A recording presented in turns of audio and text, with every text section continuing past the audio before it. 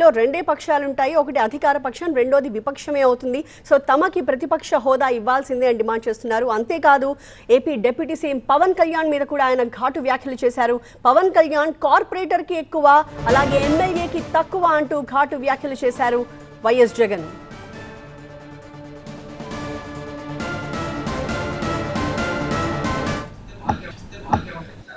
ఆ మనిషి కార్పొరేటర్కి ఎక్కువ, ఎమ్మెల్యేకి తక్కువ.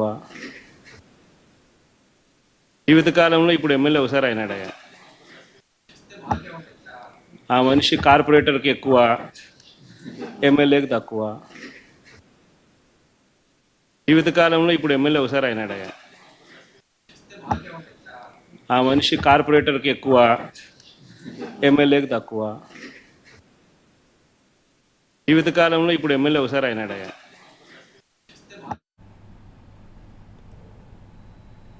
సో అది పవన్ కళ్యాణ్ గురించి జగన్ చేసిన వ్యాఖ్యలు. ఆయన కార్పొరేటర్కి ఎక్కువ, అలాగే ఎమ్మెల్యేకి తక్కువ. లైఫ్లో ఒక్కసారి మాత్రమే ఆయన ఎమ్మెల్యే అయ్యారు ఈసారి అంటూ ఆయన గురించి వైఎస్ జగన్ చేసిన వ్యాఖ్యల్ని మనం చూసాము. అంతేకాదు ప్రధానంగా అసెంబ్లీలో రెండే పక్షాలు ఉంటాయి, ప్రతిపక్షాన్ని గుర్తించకపోతే ఎలా అని ప్రశ్నిస్తున్నారు జగన్.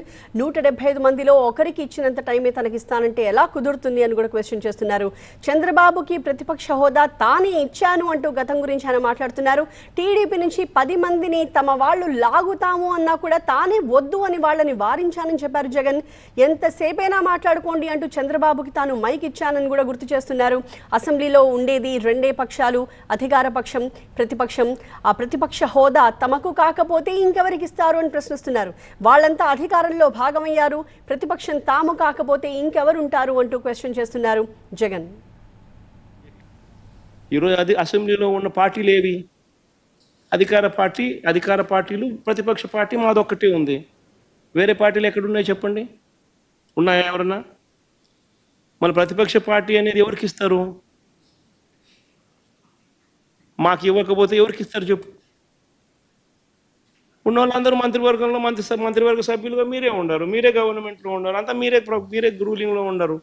మీరే ప్రతిపక్ష పాత్ర ఎట్ట పోషిస్తారు స్వామి? నాకు అర్థం కావడంలా. అధికార పార్టీ మీదే, ప్రతిపక్ష పార్టీ మీదే. డబుల్ యాక్షన్ ఇదేమన్నా? హీరో నువ్వే.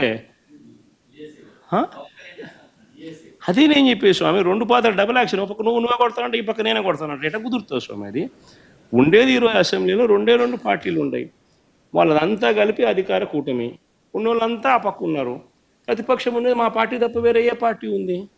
వేరే ఏ పార్టీ లేదు. సో వేరే ఏ పార్టీ లేనప్పుడు ప్రతిపక్షం అనేది ఎవరికి ఇవ్వాలి? ప్రతిపక్ష పార్టీగా గుర్తింపు అనేది ఎవరికి ఇవ్వాలి? ప్రతిపక్ష పార్టీగా ఉన్న వాళ్ళకి ఇవ్వాలి. సో న్యాచురలీ ఆ పార్టీకి ఎంతమంది అన్నా ఎమ్మెల్యేలు ఉండని స్వామి, వాళ్ళకి లీడర్ అనేవాడు ఉంటాడు కదా. సో ఆ లీడర్ని ఏమంటారు? ప్రతిపక్ష నాయకుడనే అంటారు కదా, వేరే పేరు ఏమన్నా అంటారా? సో ప్రతిపక్ష నాయకుడు అని చెప్పి నువ్వు ఎప్పుడైతే అంటావో అప్పుడు ఏంది, దాని అర్థం ఏంది? లీడర్ ఆఫ్ ది హౌస్కి ఎంతసేపు మైక్ ఇవ్వాలనో అంతేసేపు దాని తర్వాత స్థానంలో ప్రతిపక్ష పార్టీ నాయకుడికి ఇవ్వాలి. ఎందుకు ఇవ్వాలి? ఇవన్నీ చెప్తాడు కాబట్టి. ఇవన్నీ అవతల ప్రతిపక్ష పార్టీ చెప్పినప్పుడు నువ్వు రిపేర్ చేసుకోవాలి కాబట్టి. అది గవర్నమెంట్ చేయాల్సిన డ్యూటీ కాబట్టి, పని కాబట్టి. కానీ ఇక్కడేం జరుగుతూ ఉంది?